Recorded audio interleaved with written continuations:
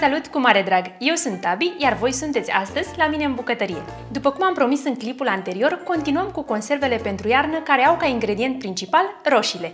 Dacă ați ratat prima rețetă, aveți aici pe undeva un link cu aceasta și de asemenea găsiți un link în descriere. Nu știu cum este la voi în familie, însă la noi ketchupul este foarte îndrăgit la pizza sau paste și mai mereu își găsește un loc pe masă. Așa că cel mai bine pregătim noi ketchupul în casă. Astăzi o să vă arătăm rețeta noastră de ketchup. Așa că pornim la lucru pentru că avem ceva treabă de făcut, dar nu vă speriați pentru că nu este ceva super complicat.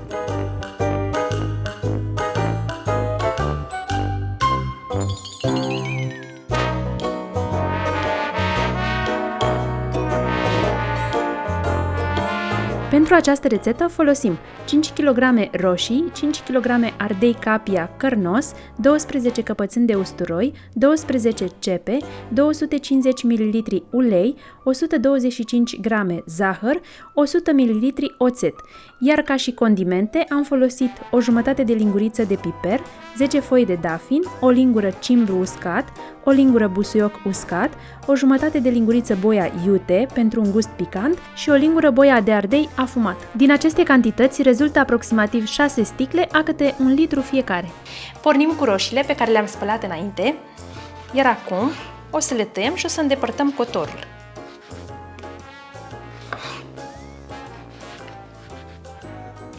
Le tăiem în 4 și le punem într-un bol.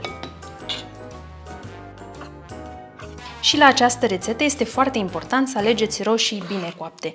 Dacă alegeți unele care nu sunt chiar așa de bine coapte, vă recomand să le lăsați câteva zile la temperatura camerei pentru că ele se mai coc. Iar acum le punem într-o crăticioară la fiert, fără apă. Hop, le lăsăm la foc până când se înmoaie foarte bine ca să le putem mixa. Și ne ocupăm de restul. Continuăm cu ardei, pe care îi tăiem în două și le scoatem semințele.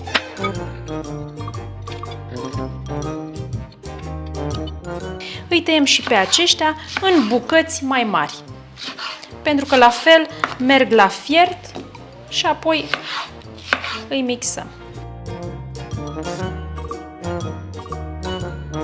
La fel ca și la roșii, este important să alegeți un ardei bine copt și cât mai cărnos.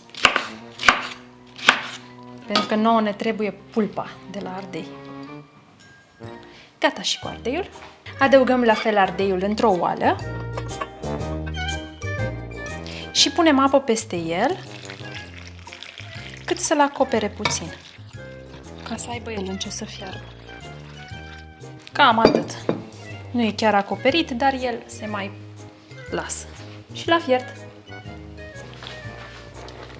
Iar acesta îl lăsăm pe foc până se înmoaie foarte bine.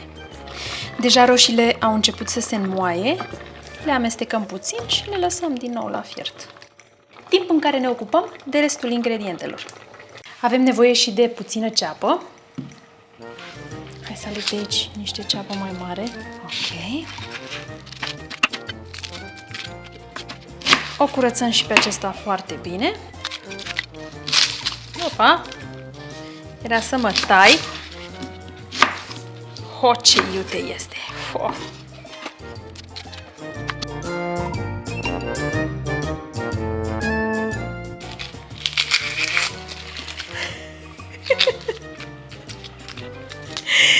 N-am mai plâns de mult. Am terminat cu plânsul, iar acum tăiem în bucăți mai mari ceapa. Cam așa. Pentru că noi oricum la final le mixăm pe toate. Le-am pus la fiert separat pentru că fiecare are timp diferit de fierbere. Unele fierb mai repede, altele mai încet. Adăugăm ceapa într-o crăticioară și la fel punem apă cât să o acopere. Și am scăpat și de ea, pe iute tare. Și punem la fiert. După cum vedeți, și ardeiul a început să fiarbă. Roșiile aproape sunt gata. Cred că n-au 10 minute, dar le mai lăsăm, că mai sunt tari în ele. Și începe imediat și ceapa să fiarbă. Aceasta este munca cea mai grea, dar le punem repede la foc și gata. Deja roșiile se desprind de coajă. Asta e foarte bine. Ardeiul încă nu este gata, trebuie să fie și el foarte moale. Și nici ceapa. Și a venit și rândul usturoiului. Hai să leg și eu mai mare. Bun. Hai să vedem cum îl facem. Punem și usturoiul într-o crăticioară, la fel cu puțină apă la fiert. Este bine ca și la ceapă și la usturoi, după ce s-a încheiat fierberea, să nu mai fie apă. Ok? Pe foc. Până am ajuns eu să pun usturoiul la foc, deja roșiile noastre sunt gata. Oprim focul la roșii, ok? Și trecem la masă. Gata roșioarele, iar acum trecem la mixat.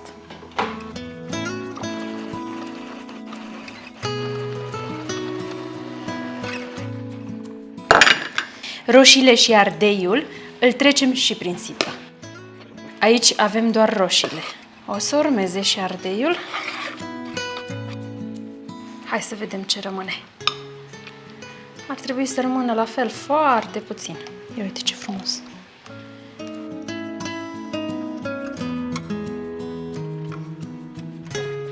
Iar aceasta e tot ce rămâne. Este gata și ardeiul, dar pe acesta nu-l mixăm direct în oală. Trebuie să-l scurgem foarte bine de zeamă, iar zeama aceasta, apa aceasta, o păstrăm. Dacă avem nevoie de ea și iese ketchupul prea gros, mai adăugăm câte puțin apă. Bun, și continuăm cu ardeiul. În funcție de câtă apă o să lăsați, o să vă iasă mai gros sau mai subțire, sau fierbeți mai mult sau mai puțin. Apa o păstrăm, iar ardeiul îl mixăm.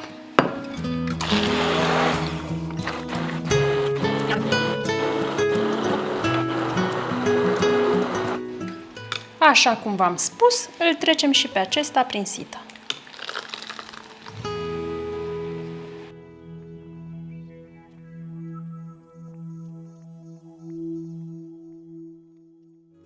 Ok, au rămas destul de puține coși. Am terminat cu sita, avem aici roșiile și ardeiul, trecute prin sită. Arată super! Iar acum avem ceapa și usturoiul, pe care le putem mixa împreună, pentru că sunt gata. După cum vedeți, mai e foarte puțină apă la ceapă, dar e bună ca să putem să mixăm. Și am terminat definitiv cu mixatul.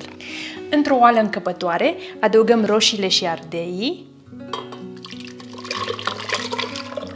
cu grijă, ceapa și usturoiul. Hai să vedem ce consistență are. Nu este foarte subțire și arată și foarte bine. Mie una îmi place foarte mult culoarea pe care am obținut-o. Astăzi am filmat o compoziție foarte mică. În rețetă eu am să vă las cantitățile pentru o compoziție întreagă. Iar acum nu ne rămâne decât să punem din nou la fiert până obținem consistența dorită. Mie îmi place ceva mai grosuț. Pe parcurs am să vă spun ce mai trebuie să adăugăm. Doar condimente, sare, zahăr, ulei și puțin oțet. Gata, la foc!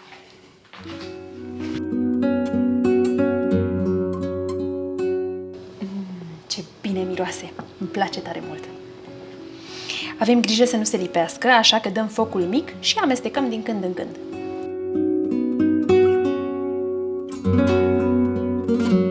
Cam așa arată la noi după o oră de fiert. Îmi place consistența, este destul de grosuț, așa că acum voi adăuga zahărul,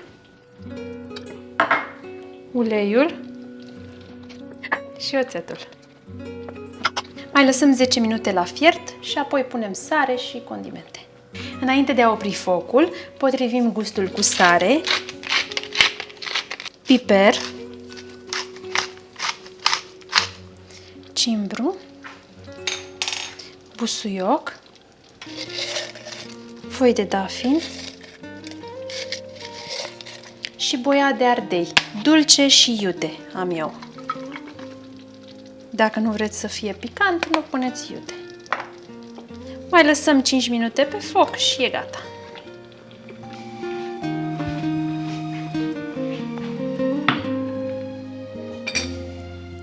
Înainte de a-l pune în borcane sau în sticle, avem grijă să scoatem foile de dafin.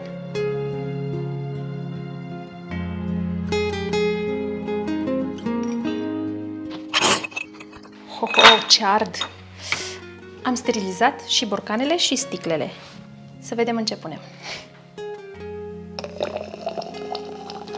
Ce sfârâie! Așa trebuie să se audă.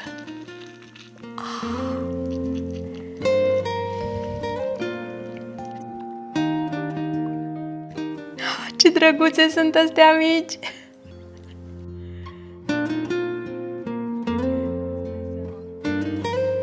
Și aici mai îmi rămâne și mie puțin să gust. Ok. Să vedem, arde. Aceste capace trebuie să știți că se folosesc o singură dată. Dacă la acestea mai fentăm treaba, la celelalte nu merge.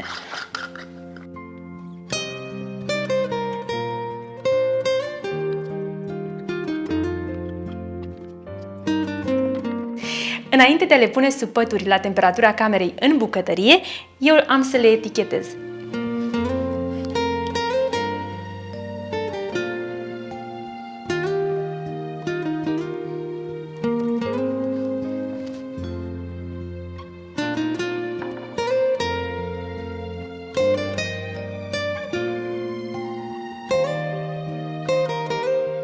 Înainte să depozităm borcanele și sticlele în cămară, trebuie să le păstrăm sub pături în bucătărie până la răcirea completă. Mi-a mai rămas și mie o singură linguriță ca să gust. L-am gustat și înainte. Uitați cum este consistența. Perfectă, zic eu.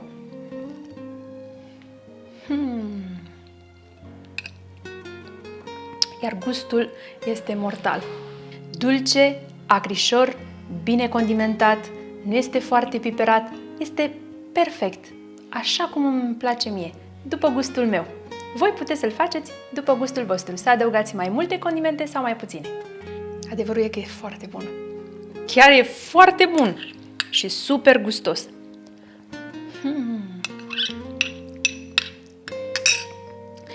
Eu am făcut o porție pentru mine, pentru iarnă, însă parcă n-a ieșit așa de bun ca ăsta.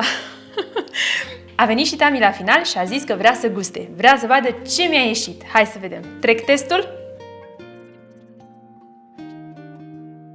Am trecut testul? Da. Este delicios. Deci dacă eu nu v-am convins, vă convinge Tami. Gata, mami, că ăsta nu se mănâncă așa gol. Sper să încercați și voi rețeta noastră de ketchup. Vă asigur că îi veți cuceri pe toți cei care îl vor încerca. Ați văzut că nu este greu de făcut. Este un pic mai lung procesul, însă, la final, veți avea un preparat super gustos, care merită tot efortul. Dacă v-a plăcut această rețetă, nu uitați să dați un mare like, să distribuiți pe Facebook prietenilor voștri această rețetă și să vă abonați la acest canal. Pe noi ne ajută foarte mult și vă mulțumim mult, mult, mult! Iar până data viitoare, nu uitați, mâncarea are alt gust atunci când o gătești cu plăcere. Vă pup și la revedere! Și spor la conserve pentru iarnă!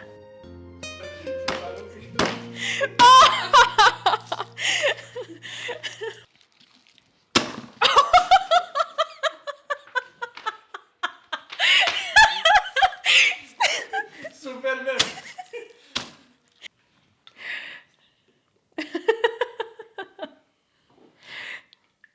Gata, mă! Vreau să termine borcanul. Tu vrei să termin borcanul? Hai să-l și filmăm, că nu mai avem ce să mai filmăm.